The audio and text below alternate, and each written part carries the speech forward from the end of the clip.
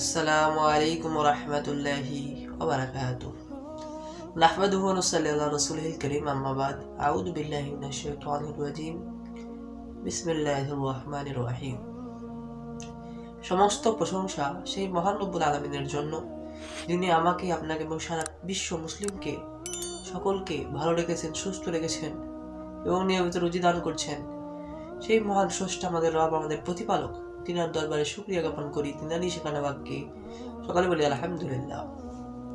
তারপর আকাই নামদার তাজদারে মদিনা আহমদ মুস্তফা জনাবে মুহাম্মদুর রাসূলুল্লাহ সাল্লাল্লাহু আলাইহি ওয়াসাল্লাম, তিনার উপর অগণিত দরুদ ও সালাম শান্তির ধারায় বর্ষিত হোক, আল্লাহুম্মা আমিন।